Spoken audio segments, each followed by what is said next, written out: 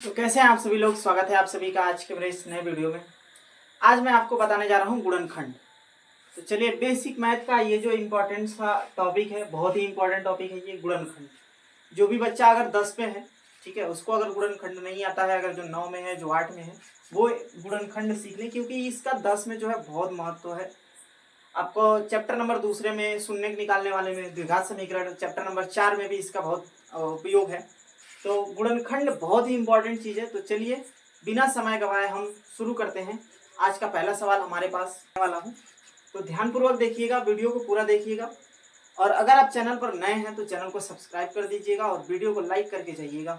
ठीक है, पूरा देखिएगा वीडियो, सवाल आपको समझ में आने वाला है। तो चलिए बताते हैं आपको सवाल। सबसे पहले लिखेंगे हल। ठीक है, हल लिखने के बाद अब इसके बाद हम क्या करते हैं कि इस अंतिम वाली संख्या का इस पहली वाली संख्या में हम गुणा करते हैं। ये रूल होता है। कहने का अर्थ ये है कि यहाँ पर ये जो 8 है, इसका हम पहले वाली संख्या में गुणा करते हैं। कहोगे सर यहाँ तो कुछ है ही नहीं। तो जहाँ कुछ नहीं होता वहाँ एक होता है, सबका मालिक एक। तो यहाँ पर होता है एक। अब 8 का 1 में गुणा करेंगे, 8 है कम 8। ठीक है, और उसके बाद बीच वाली संख्या देखिए, बीच वाली संख्या है हमारे पास 6। ठीक है, और इसके पीछे का चिन्ह देखिए, इसके पीछे का चिन्ह है प्लस। कहने का अर्थ यह है कि बीच वाली संख्या 6 है, उसके पीछे का चिन्ह है प्लस। यानी जोड़ने पर 6 और गुणा करने पर 8। ऐसी दो संख्या ढूंढनी है कि जिसको हम जोड़ दें तो 6 हो जाए और गुणा कर दें तो 8 हो जाए। तो इसके कई सारे ट्रिक हैं, मैं आपको बताना चाहूँगा। एक तो जिसके जिसके पहाड़ा में 8 आता है वो पढ़ दीजिए। ठीक, या तो आप अपना दिमाग लगाइए और तुरंत संख्या ढूंढ दीजिए, या 8 का गुणनखंड करेंगे तो भी हमें संख्या मिल जाएगी। ठीक है, तो चलिए देखिए, अगर हम 8 का गुणनखंड करें तो इसको काटेंगे 2 से, 2 चौके 8। फिर 2 को काटेंगे 4 से, 2 दूना के 4। फिर 2 को काटेंगे 2 से, 1 बार। अब यहाँ पे संख्या बनाते हैं, 2 दूना के 4 और यहाँ पे 1 2, यानी हम 4 में 2 जोड़ेंगे तो 6 आ जाएगा, 4 में 2 का गुणा करेंगे तो 8 आ जाएगा। ये एक तरीका था। ठीक, उसके बाद मैंने कहा कि ऐसी दो संख्या ढूंढिए जिसका गुणा करने पर 8 आता हो और जोड़ने पर 6 आता हो। तो 4 और 2 संख्या मिलेगी। 4 का पहाड़ा 2 बार पढ़ेंगे तो 8 आएगा, 4 में 2 जोड़ेंगे तो 6 आएगा। तो चलिए लगाते हैं सवाल को।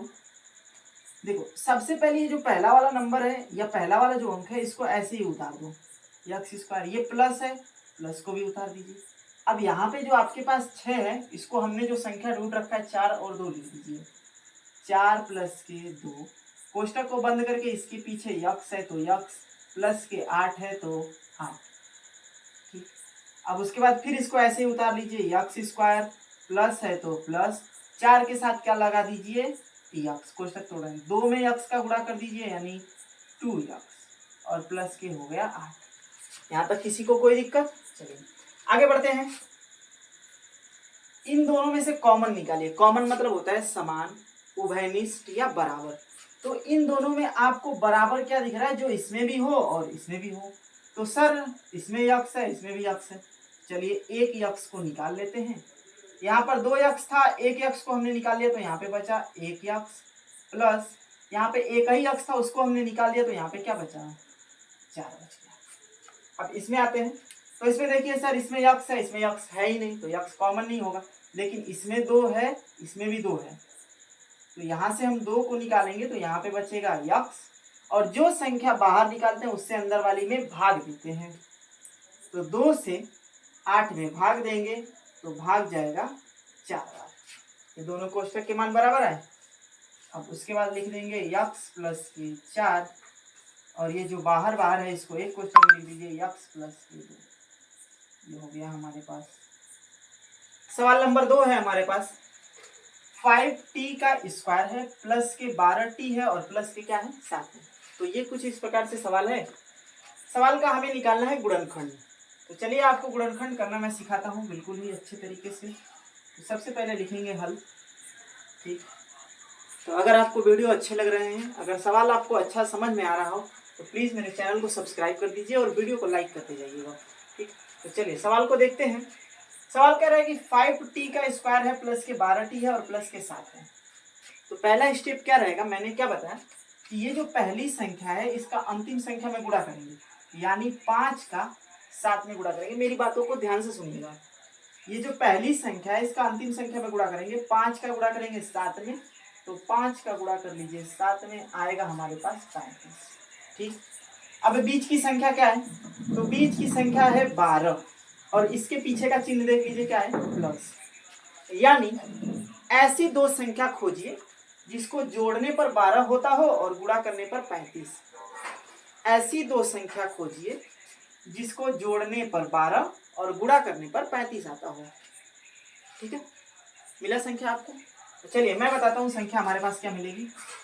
तो देखिए, अगर हम 7 को 5 में जोड़ दें, 7 को 5 में जोड़ेंगे तो 12 हो जाएगा और 7 का 5 में गुणा करेंगे तो 35 हो जाएगा।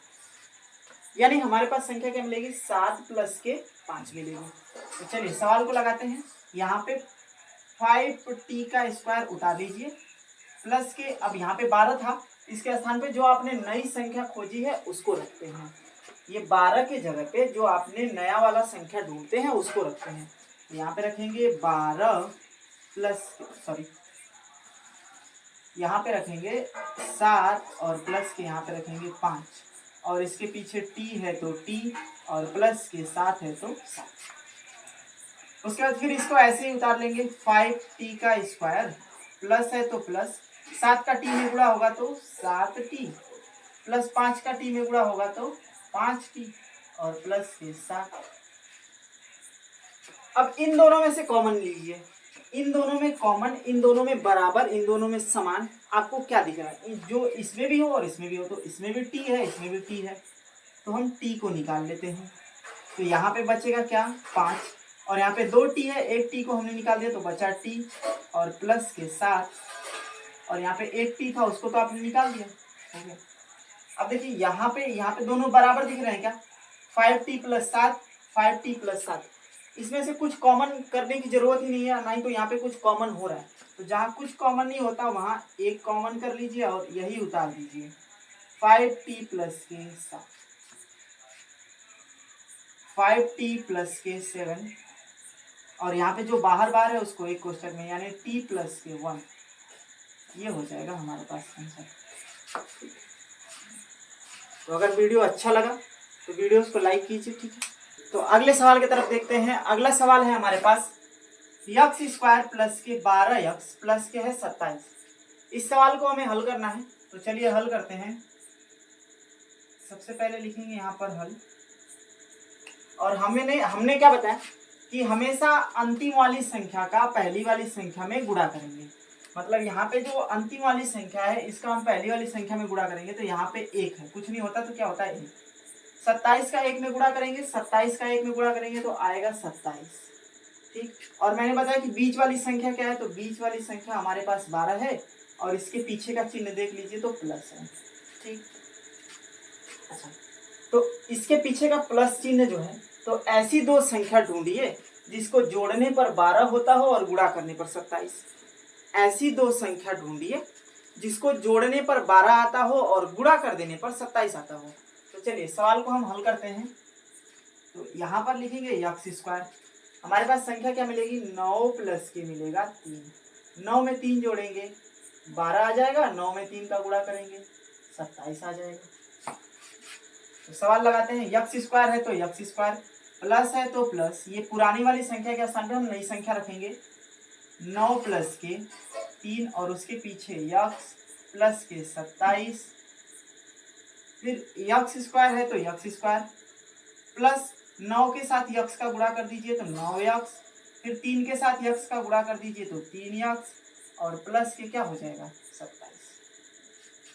ठीक है, तो उसके बाद अब यहाँ से हम क्या करते हैं, इन दोनों में से कॉमन निकालते हैं, यानी बराबर समान। इन दोनों में आपको क्या दिख रहा है? दोनों में बराबर क्या दिख रहा है? तो इसमें भी यक्स है, इसमें भी यक्स है। एक यक्स निकाल दिए, यहाँ पे 2 यक्स था, एक यक्स निकाल दिए तो क्या बचा? यक्स। प्लस है तो प्लस, यहाँ पे एक यक्स था उसको हमने निकाल दिया तो यहाँ पे क्या बचा? 9। अब इन दोनों में देखिए, इन दोनों में क्या इसमें यक्स है, इसमें यक्स है? नहीं है, तो यक्स तो कॉमन नहीं होने वाला। लेकिन इसमें 3 है, इसमें भी 3 है। कहोगे सर कैसे? तो 3 के पहाड़े में 27 आता है, तो यहाँ से +3 हम निकाल रहे हैं, तो यहाँ पे बचेगा यक्स प्लस अगर हम 3 से 27 में भाग देंगे तो भाग जाएगी 9 बार। दोनों कोष्ठक का वैल्यू बराबर आया तो x प्लस के 9 और यहाँ पे हो जाएगा x प्लस के 3, ये हो जाएगा आंसर। तो आई होप आप लोगों को वीडियो बहुत अच्छा लगा होगा। ठीक है, तो आज मैंने बताया है केवल प्लस वाले गुणनखंड। इसके अगले वाले पार्ट में मैं बताऊंगा कि अगर यहाँ पर माइनस हो जाए, यहाँ पे माइनस हो जाए तो उसको कैसे हल करते हैं। तो उसके लिए हम मिलेंगे नेक्स्ट पार्ट में। आज के लिए इतना ही। तो अगर आपको वीडियो अच्छा लगा हो तो मेरे चैनल को सब्सक्राइब